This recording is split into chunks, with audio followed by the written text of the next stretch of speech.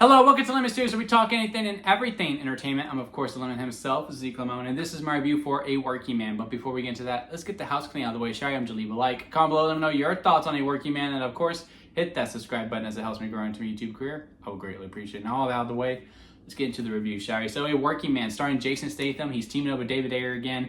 Their next project that was after The Beekeeper, and, you know, in a lot of ways, it's kind of silly to do this review because you already made up your mind if you're going to buy the ticket or not, because it's your classic Jason Statham action flick. You either like them or you don't. He's a guy who has a regular job until something goes haywire and he has to go back to his old ways, and he has to save the day by doing the most devious things possible. And like I said, you know what you're getting yourself into. You either like it or you don't. You get your standard bare minimum story, you get bare minimum character development, you get cheesy lines, and you get a hell of a lot of fun action. And to me, you know, they just don't miss. I would love to do another movie like this. I would like to see another set where, you know, he has another job and just keep bringing it on and bringing it on. It never really needs to run out whatsoever. I will say, I do think out of all of them, maybe A Working Man is the one I like the least. That doesn't mean I hate the movie. I still very much enjoyed it. I had a lot of laughs. I had a really good time with this film quite a bit. It's just, you know, if I was going to watch one of the Jason Statham's action films, I might put on The Beekeeper before this. I might put on The Wrath of Man. I might put on Transporter or Crank. You get what I'm trying to say. It's just, with this one in particular, is that I feel like it went away from the formula a little bit. And that's by no means a bad thing. You should change it up every once in a while. But usually with these kinds of movies is that, you know, you have your big action set pieces. And then, you know, he's running through the gauntlet. He's killing all the red shirts, right? And then when he gets to the end, there's always the one of the people that you want to see him fight and you want to see him kill. And within this movie, you don't really get that. He's really just fighting a bunch of red shirts, and they're much more spared throughout the film. There's, I want to say, maybe only two big action set pieces, and it's somewhere within the middle, and there's somewhere within the end. And the one in the middle is fine, but again, it's nothing but a bunch of red shirts, and the guy you really want to see him fight, you don't get until we're in that final act. And there's a bunch of people that you do want to see Jason Statham fight. But again, you don't get those matchups until the end. And in a way, I do appreciate that, because once you do get to the big finale, it's not obvious, hey, Jason Statham's going to win. It's like, hey, there's a lot of the bad guys here. I don't know if our boy's going to be able to make it out of this. And there is stakes to that once we get to the finale. I also think, when it comes to structure, this one is a lot more tighter within it. Like, once it got to the end, it felt right to be at the end. It didn't overstay its welcome, and I also don't think the movie was too short. I think the movie was the runtime that it absolutely needed to be. You know, my problem with Beekeeper is that I did think it went too long. I think we added another action set piece that just didn't need to be there. We could have hybrided the second one and the third one, and we could have got a much tighter window within the film. And this one, I feel like, hey, we got to where we got to.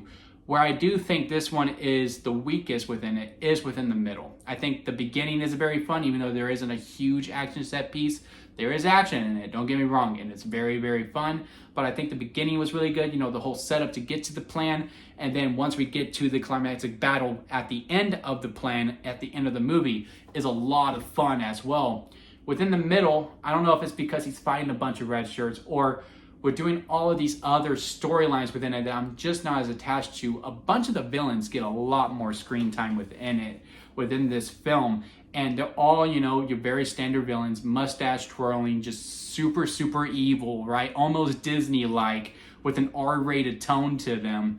And some of the arcs just weren't that interesting to, well, not even arcs, just some of the character attributes and some of the things that we were doing just weren't really pleasing to me whatsoever. I just really want to get back to, all right, Jason, get in there and kick their ass. That's all I wanted. I didn't need to see the dialogue between the two. And something with Jason Statham as well that I really wasn't as attached to. He has a storyline where he has a daughter, and, you know, he's wanting a relationship with his daughter. He's wanting all these different things, and his daughter has a guardian. and the Guardian doesn't want Jason Statham around because he is trouble due to his past, right? So, he's just a guy on his bad luck, and, you feel for him and you want him to succeed. And the moments that he has with his daughter are nice. Don't get me wrong. I think the young actress that they had for her was really, really good. I just personally would like some of that, dialogue and that bondsmanship could have been used for the girl that he's actually trying to save, that is part of what he says his family, for the family that he works for. And, he calls them their family. This is all in the trailer, played by Michael Pena. And, he's trying to save his daughter. And I think I would have liked some of that time to the daughter that he's actually trying to save, our actual mission of the movie, as opposed to this other storyline with his daughter that's just within Jason Statham. Because, again, even though the scenes are nice, and again, it does get me to care about Jason and want him to succeed, and there is stakes within him because you don't want him to get caught due to all the things that are at odds with it, I just didn't think it was fully needed.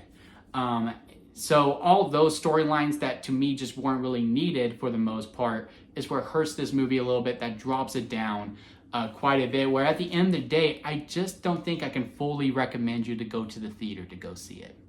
I think this is a great movie to watch on Amazon Prime. I think it's a great streaming movie to flick on, have the grill out, cook some burgers, then get cozy on the couch with your loved one and push play, as opposed to having a night dinner out and then heading to the movies to go see it. But like I said, you already planned on buying your ticket or not. You just want to know if it's good, or if you already seen the movie, to know if I liked it as much as you. I don't think I liked it as much as you did, but I will also say more power to you, man. I hope you had a great time at the movies. I did enjoy it. I did have a lot of fun. I didn't hate myself going to the theater to see it by any means. It's just, in this day and age of like, hey, is it worth going to the theater for, or should I wait for streaming? I do lean more towards this movie is to wait for streaming. If I had to rank it on the lemon scale, where it goes sour lemon at the bottom, expired store-bought lemonade, where, it's really bad, but hey, there is some good. Store-bought lemonade, where, hey, there's a lot of good, but there's a lot of bad. Lemonade, hey, it's a movie. No real comment on it. Freshly squeezed lemonade, and then strawberry lemonade at the very top, because that is the best kind of lemonade. To me, it's like store-bought lemonade and lemonade. There's nothing really bad about it. Again, all the middle stuff, not necessarily bad. I don't think it's filler. I don't think the acting's horrible. I think, they're doing what they set out to do. And again, I think the runtime is very tight as well. I don't think it overstays its welcome. And I don't think it was too short or abrupt by any means.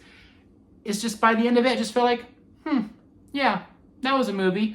And I had a good time with it. I just didn't love it like I did with some of the others. But what did you think about it? Comment below. Let me know your thoughts on A Working Man. Hit like if you made this far within a review. I do greatly appreciate it. And hit that subscribe button, as I am trying to grow into my YouTube career.